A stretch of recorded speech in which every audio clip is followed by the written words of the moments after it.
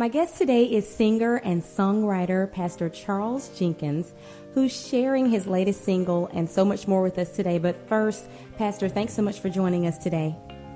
Thanks so much for having me. It's my pleasure. Awesome. I'm too excited to have you for a number of reasons. But number one, let's get into a little bit about when you were growing up. Is this something that you saw yourself doing, like pastoring and singing and ministering to so many people in the way that you do?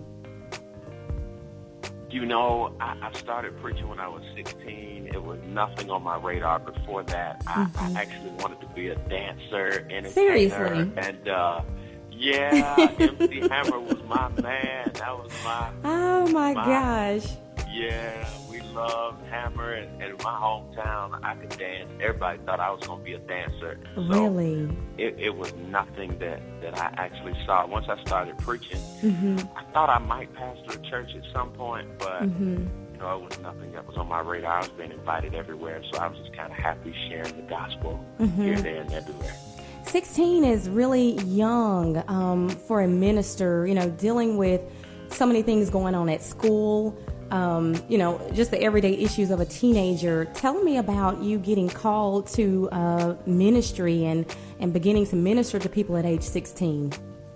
You know what? I grew up around the church, and I had one foot in and one foot out, and at an early age, you know, I kind of hung around the wrong crowd, was exposed to some of the wrong stuff. And, you know, at the same time, there was a phenomenon in my hometown of about 20 young ministers. And I had a choir that I led that would always sing. And so being exposed to these youth revivals and youth gatherings and my choir singing, I started asking God.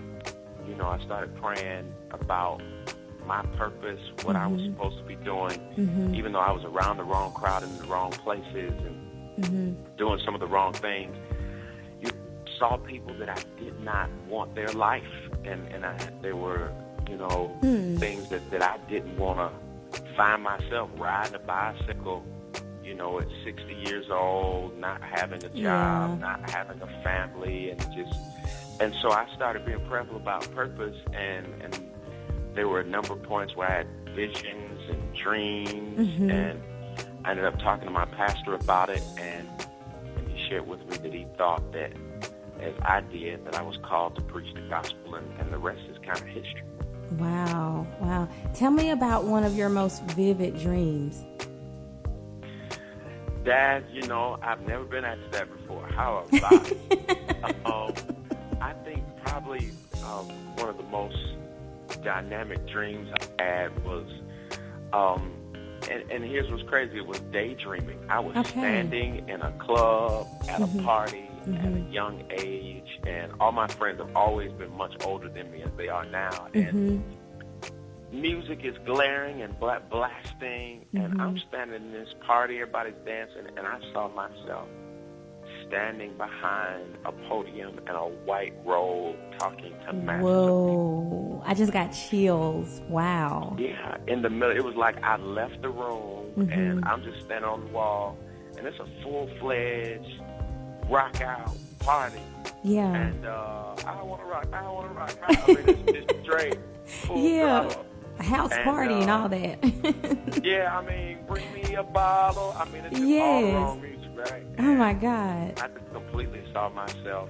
And I think the final big splash in my mind, which made me know without a shadow of a doubt, was I was on the phone with a couple of friends who were young preachers and asking them about it. And they were like, you know, you got to know for real that you're called. You have to be serious about it.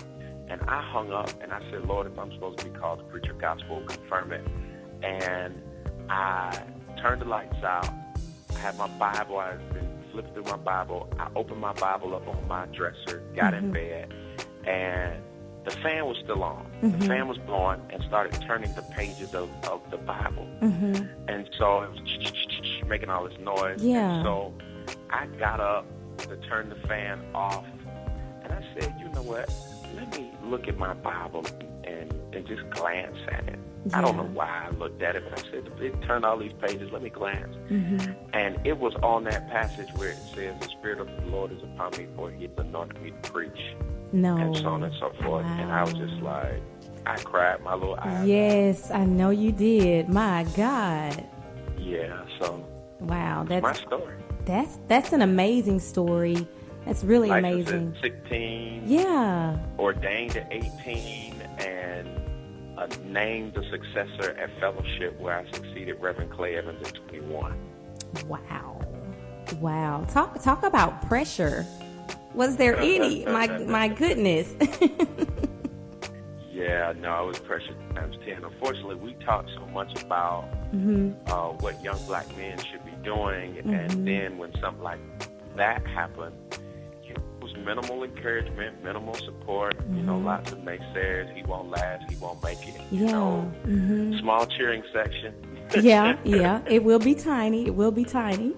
yeah, but wow. God is faithful. God is faithful. It's almost 20 years later. Wow. When I think about your story, and I'm thinking about, you know, licensed at 16, ordained at 18, you know, leading a congregation at 21, you know, moving from here to there, leading a community, starting this ministry, guiding this choir. So many people are waiting for something to happen before they begin to do this and do that and do what, you know, God has called us to do. They want to have more support, or they want to get more experience, or they want to get more money. How did you, I guess, mentally fight those things? And just seems like you're just jumping from purpose to purpose to purpose. You know, I think you answered it. I think for me, you know, it's always been about the purpose.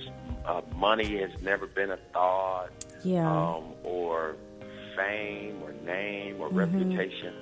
I just always wanted to do a good job doing what I felt like God wanted me to do, and I wanted to be effective in reaching people and impacting people, and God has just allowed, I think, was it Matthew 6:33, seek first the kingdom and his righteousness, and all these other things will be added, and I think that's really true. I just have always tried to focus on his ideas and the obligations or responsibilities put on my plate, and he's caused so many blessings to run me down, so to speak. Well, that's where I'm going next, and that's what I wanted to ask you about, is how do you address those many purposes that God has called you to do, the different roles that you're in?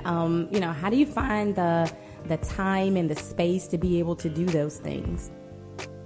Well, I think the short version is it's an old adage, but it's functionally, pragmatically true, where he calls, he equips.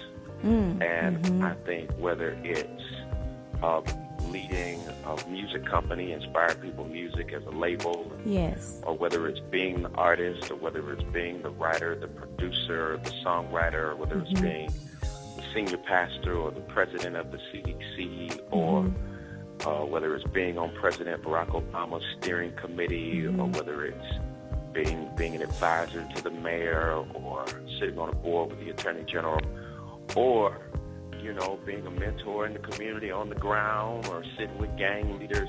I think, you know, God gives you what you need for that moment. And sometimes we think it to be rare, but all of us have a myriad of roles and responsibilities.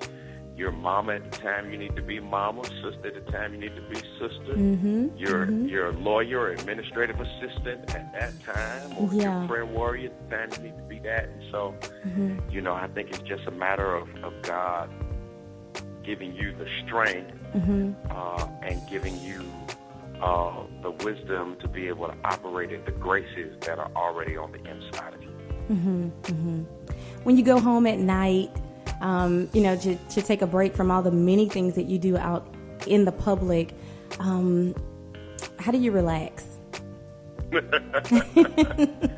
My house is a reality show that will not be televised. It's a madhouse, and it's always games. My wife, my kids, our mothers, my brother, they are all very engaged and involved in everything that my hands are in. Okay. And so, you know, we're always creating is happening, and we're clowning and joking and laughing and playing games and or dancing, or you know, or we eat.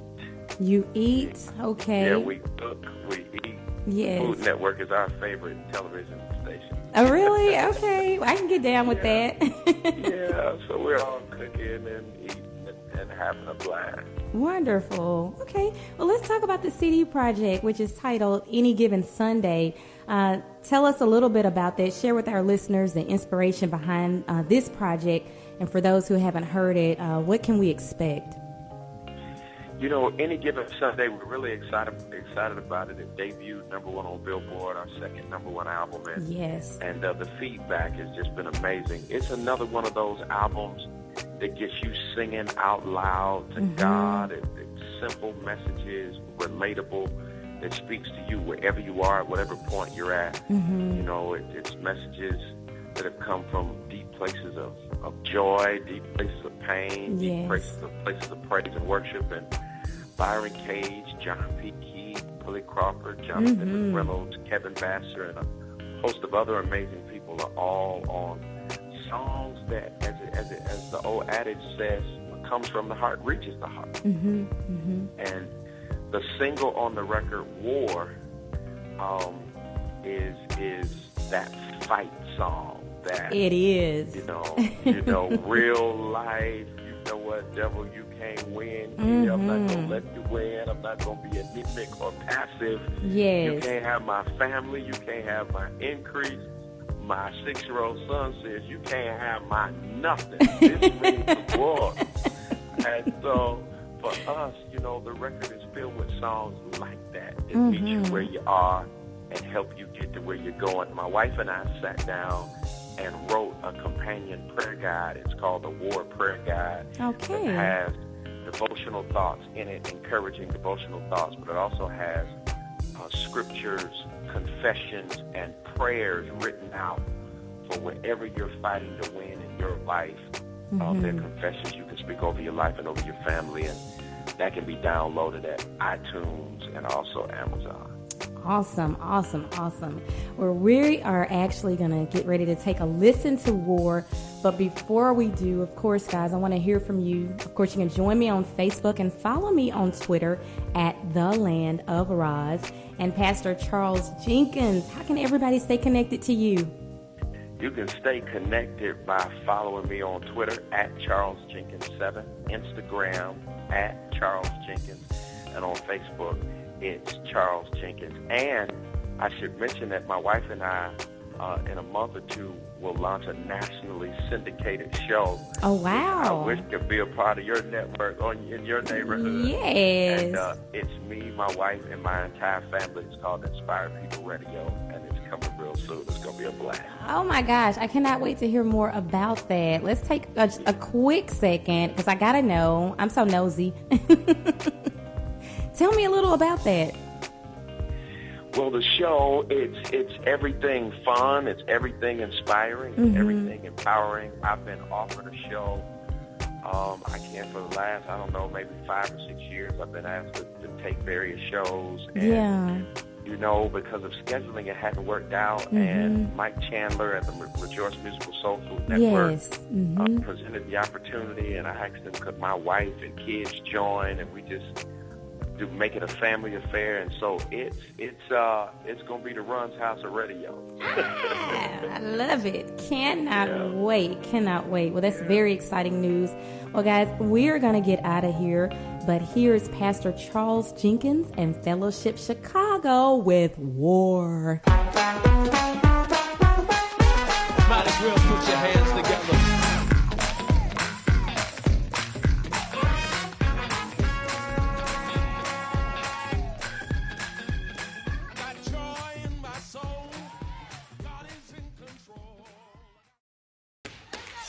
WHJA, Laurel, Harrisburg.